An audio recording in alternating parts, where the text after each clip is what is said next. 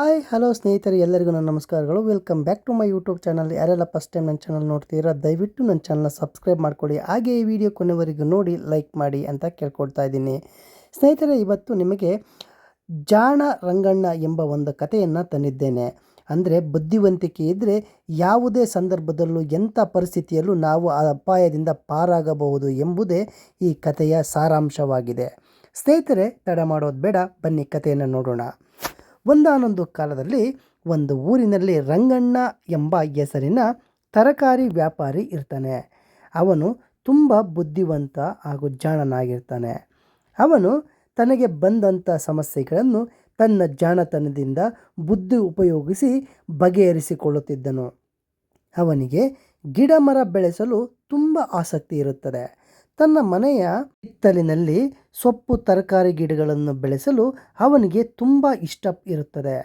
ಅವನು ಹಿತ್ತಲನ್ನು ಸ್ವಚ್ಛಗೊಳಿಸಿ ಗಿಡಗಳನ್ನು ಬೆಳೆಯಲು ಆಲೋಚಿಸುತ್ತಾನೆ.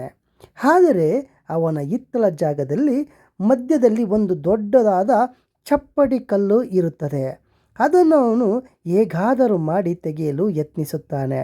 ಆದರೆ ಅವನಿಂದ ಆ ಕಲ್ಲನ್ನು ಸ್ವಲ್ಪವೂ ಅಲ್ಲಾಡಿಸಲು ಆಗುವುದಿಲ್ಲ. ಭೂಮಿಯಿಂದ ಬೇರ್ಪಡಿಸಲು ಸಾಧ್ಯವಾಗುವುದಿಲ್ಲ. ಅವನು ತನ್ನ ತರಕಾರಿ ಬೆಳೆಯುವಂಥ ಆಸೆಯನ್ನು ಕೈ ಬಿಟ್ಟು ಸುಮ್ಮನಾಗುತ್ತಾನೆ. ರಂಗಣ್ಣನಿಗೆ ಗುಂಡ ಎಂಬ ಹೆಸರಿನ ಸ್ನೇಹಿತನು ಇರ್ತಾನೆ. ಅವನು ತುಂಬ ಹೊಟ್ಟೆ ಕಿಚ್ಚಿನ ಸ್ವಭಾವದವನು. ರಂಗಣ್ಣನ ಬುದ್ಧಿವಂತಿಕೆಯನ್ನು ಕಂಡು ಸದಾ ಹೊಟ್ಟೆ ಉರಿ ಪಟ್ಟುಕೊಳ್ಳುತ್ತಿದ್ದನು. ಅವನು ಹೇಗಾದರೂ ಮಾಡಿ ರಂಗಣ್ಣನನ್ನು ಪೇಚಿಗೆ ಸಿಕ್ಕಿಸಬೇಕು ಎಂದು ಸದಾ ಯತ್ನಿಸುತ್ತಿರುತ್ತಾನೆ.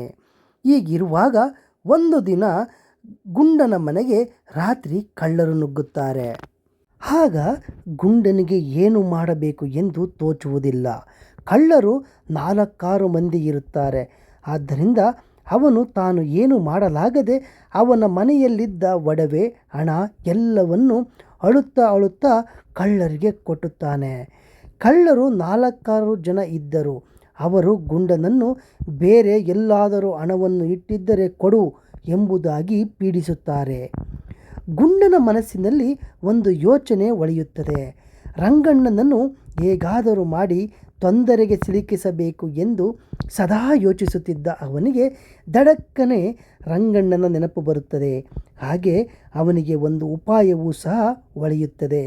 ಅವನು ತನ್ನ ಸ್ನೇಹಿತ ರಂಗಣ್ಣನ ಹೆಸರನ್ನು ಹೇಳುತ್ತೇನೆ. ತನ್ನ ಸ್ನೇಹಿತ ರಂಗಣ್ಣ ಎಂಬುವನು ಇದ್ದಾನೆ. ಅವನ ಬಳಿ ನಾನು ನನ್ನ ಹಣ ಆಭರಣಗಳನ್ನೆಲ್ಲ ಅಲ್ಲಿ ಇಟ್ಟಿರುವೆ. ಅವನು ಅವನ್ನೆಲ್ಲ ಅವರ ಮನೆಯಲ್ಲೇ ಜೋಪಾನವಾಗಿ ಇಟ್ಟುಕೊಂಡಿದ್ದಾನೆ ಎಂಬುದಾಗಿ ಹೇಳುತ್ತಾನೆ. ಗುಂಡನ ಮಾತುಗಳನ್ನು ಕೇಳಿದ ಕಳ್ಳರು ಆನಂದದಿಂದ ರಂಗಣ್ಣನ ಮನೆಯ ಕಡೆಗೆ ಧಾವಿಸುತ್ತಾರೆ. ಧಾವಿಸಿ ಬಂದವರೇ ದಡಾರನೆ ಬಾಗಿಲನ್ನು ಬಡಿಯುತ್ತಾರೆ. ರಂಗಣ್ಣನು ಯಾರೋ ತನ್ನನ್ನು ಹುಡುಕಿ ಬಂದಿದ್ದಾರೆ ಎಂದು ಕಂಡು ಆ ಮಧ್ಯರಾತ್ರಿಯಲ್ಲಿ ಬಾಗಿಲನ್ನು ತೆಗೆಯುತ್ತಾನೆ.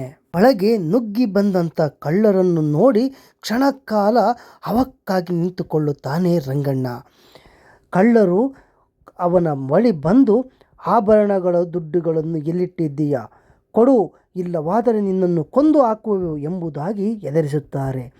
ಆಗ ರಂಗಣ್ಣನಿಗೆ ಏನು ಮಾಡಬೇಕು ತಕ್ಷಣ ಎಂಬುದು ತಿಳಿಯದೆ ಸ್ವಲ್ಪ ಭಯವೂ ಕೂಡ ಆಗುತ್ತದೆ. ಆಗ ಅಯ್ಯೋ, ಎಂಥ ಕೆಲಸವಾಯಿತು, ನನ್ನ ಬಳಿ ಹಣ ಇರುವ ವಿಷಯವನ್ನು ಕಳ್ಳರಿಗೆ ಹೇಗೆ ತಿಳಿಯಿತು, ಬಹುಶಃ ಇದು ಗುಂಡನ ಕೆಲಸವೇ ಇರಬೇಕು ಎಂದುಕೊಂಡ ರಂಗಣ್ಣ ಇವರಿಗೂ ಮತ್ತು ಆ ಗುಂಡನಿಗೂ ಸರಿಯಾಗಿ ಬುದ್ಧಿ ಕಲಿಸುತ್ತೇನೆ ಎಂಬುದಾಗಿ ಯೋಚಿಸಿ ನಿಧಾನವಾಗಿ ಧೈರ್ಯ ತೆಗೆದುಕೊಂಡನು. ಅವನು ನಿದ್ರೆಯಲ್ಲಿ ಇರುವಂತೆ, ಅಂದರೆ ನಿದ್ರೆಯ ಗುಂಗಿನಲ್ಲಿ ಇರುವನಂತೆ ನಟಿಸುತ್ತಾ, ಹೌದು, ನನ್ನ ಬಳಿ ನನ್ನ ಸ್ನೇಹಿತ ಗುಂಡನು ಹಣ ಆಭರಣಗಳನ್ನು ಕೊಟ್ಟು ಇಟ್ಟುಕೊಳ್ಳುವಂತೆ ಹೇಳಿದ್ದ. ನನ್ನ ಹಣ ಮತ್ತು ಅವನ ಸಂಪತ್ತು ಎರಡನ್ನು ನಾನು ಯಾರಾದರೂ ಕಳ್ಳರು ಬಂದು ಕದ್ದು ಹೋಗಬಹುದು ಎಂದು ಯೋಚಿಸಿ ನನ್ನ ಮನೆಯ ಹಿತ್ತಲಿನಲ್ಲಿ ಬಚ್ಚಿಟ್ಟು ಅದರ ಮೇಲೆ ಒಂದು ದೊಡ್ಡ ಚಪ್ಪಡಿ ಕಲ್ಲನ್ನು ಎಳೆದಿರುವೆನು. ನೀವು 4-6 ಮಂದಿ ಇದ್ದೀರಿ. ಆ ಚಪ್ಪಡೆ ಕಲ್ಲನ್ನು ಸರಿಸಿ ಅಲ್ಲಿರುವ ಸಂಪತ್ತನ್ನು ಬೇಕಾದರೆ ತೆಗೆದುಕೊಂಡು ಹೋಗಿ, ಆದರೆ ದಯವಿಟ್ಟು ನನ್ನನ್ನು ಮಾತ್ರ ಕೊಲ್ಲಬೇಡಿ ಎಂಬುದಾಗಿ ರಂಗಣ್ಣನು ಹೇಳುತ್ತಾನೆ. ಇತ್ತ ರಂಗಣ್ಣನ ಮಾತುಗಳನ್ನು ಕೇಳಿ ಕಳ್ಳರು ಸಂತೋಷದಿಂದ ಬೀಗುತ್ತಾರೆ. ಹಿತ್ತಲ ಕಡೆಗೆ ಹೆಜ್ಜೆ ಹಾಕುತ್ತಾರೆ. ಮನೆಯ ಪಕ್ಕದ ಕಾಂಪೌಂಡು ಇರುವುದಿಲ್ಲ. ಕಳ್ಳರು ಚಪ್ಪಡಿ ಕಲ್ಲನ್ನು ಸರಿಸಲು ಯತ್ನಿಸುತ್ತಾ ಸುತ್ತಮುತ್ತಲು ಇರುವ ಜಾಗವನ್ನು ಅಗೆಯುತ್ತಾರೆ. ಅಗೆದಾಗ ದೊರಕಿದ ಕಲ್ಲುಗಳನ್ನು ಪಕ್ಕದ ಮನೆಯ ಕಡೆಗೆ ಎಸೆಯುತ್ತಾರೆ. ತಮ್ಮ ಮನೆಯ ಬಳಿ ರಾತ್ರಿಯ ವೇಳೆಯಲ್ಲಿ ಶಬ್ದವಾಗುತ್ತಿರುವುದನ್ನು ಕಂಡ ಅಕ್ಕಪಕ್ಕದ ಮನೆಯವರು ಎಚ್ಚರಗೊಂಡು ಎಲ್ಲರೂ ಮನೆಯಿಂದ ಆಚೆ ಬರುತ್ತಾರೆ. ಕಳ್ಳರು ಅಗೆಯುತ್ತಿರುವುದನ್ನು ನೋಡುತ್ತಾರೆ. ಕಳ್ಳರಿಗೆ ಜನರನ್ನು ನೋಡಿ ಗಾಬರಿಯಾಗಿಕೊಂಡರು. ಜನರು ಕಳ್ಳರನ್ನು ಹಿಡಿದು ಚೆನ್ನಾಗಿ ಬಡಿಯುತ್ತಾರೆ. ಆಗ ಕಳ್ಳರು ಸತ್ಯ ಸಂಗತಿಯನ್ನು ಬಾಯಿ ಬಿಡುತ್ತಾರೆ. ಅದೇ ಸಮಯಕ್ಕೆ ಗುಂಡನು ಸರಿಯಾಗಿ ಅಲ್ಲಿಗೆ ಬರುತ್ತಾನೆ. ಅವನು ತನ್ನ ಕಳೆದು ಹೋದ ಸಂಪತ್ತನ್ನು ವಾಪಸ್ಸು ಪಡೆಯುತ್ತಾನೆ. ಕಳ್ಳರು ತಮಗೆ ಮಾಹಿತಿ ನೀಡಿದ್ದರಿಂದ ತಾವು ರಂಗಣ್ಣನ ಮನೆಗೆ ಬಂದಿದ್ದಾಗಿ ತಿಳಿಸಿದರು. ಜನರು ಗುಂಡನನ್ನು ಚೆನ್ನಾಗಿ ಬೈದು ಬುದ್ಧಿ ಹೇಳಿದರು. ಗುಂಡನು ನಾಚಿಕೆಯಿಂದ ತಲೆ ತಗ್ಗಿಸಿದನು. ರಂಗಣ್ಣನು ತನ್ನ ಹಿತ್ತಲಿನಲ್ಲಿದ್ದ ಚಪ್ಪಡಿ ಕಲ್ಲನ್ನು ಕಳ್ಳರು ತೆಗೆದು ಹಾಕಿರುವುದನ್ನು ಕಂಡು ಸಂತೋಷಪಟ್ಟನು. ತಾನು ತರಕಾರಿ ಗಿಡಗಳನ್ನು ಇನ್ನು ಬೆಳೆಸಬಹುದು ಎಂದು ಭಾವಿಸಿದನು. ಕಳ್ಳರು ಮಾಡಿದ ಕೆಲಸದಿಂದ ಅವನಿಗೆ ಅನುಕೂಲವೇ ಆಗಿತ್ತು. ಹೀಗೆ ರಂಗಣ್ಣನು ತನ್ನ ಬುದ್ಧಿವಂತಿಕೆಯನ್ನು ಪ್ರದರ್ಶಿಸಿ ಕಳ್ಳರಿಂದ ಪಾರಾದನು. ರಂಗಣ್ಣ ತನ್ನ ಆಸೆಯಂತೆ ತನ್ನ ಹಿತ್ತಲಿನಲ್ಲಿ ಸೊಪ್ಪು ತರಕಾರಿ ಗಿಡಗಳನ್ನು ಬೆಳೆಸಲು ಪ್ರಾರಂಭಿಸುತ್ತಾನೆ. ಸ್ನೇಹಿತರೆ, ಹೀಗೆ ಬುದ್ಧಿವಂತಿಕೆಯಿಂದ ಎಂಥದೇ ಕಷ್ಟವಾದರೂ ನಾವು ಅಪಾಯದಿಂದ ಪಾರಾಗಬಹುದು ಅಷ್ಟೇ. ನಾವು ಧೈರ್ಯಗೆಡದೆ ಎದೆಗುಂದದೆ ನಮ್ಮ ಬುದ್ಧಿವಂತಿಕೆಯನ್ನು ಪ್ರದರ್ಶಿಸಿ ಬಂದ ಅಪಾಯದಿಂದ ಪಾರಾಗಬೇಕು ಅಷ್ಟೇ. ಹೀಗೆ ಬುದ್ಧಿವಂತ ರಂಗಣ್ಣ ಹಾಗೂ ಗುಂಡ ಎಂಬುವ ಒಂದು ಮೌಲ್ಯಾಧಾರಿತ ಕಥೆ ಮುಕ್ತಾಯವಾಯಿತು.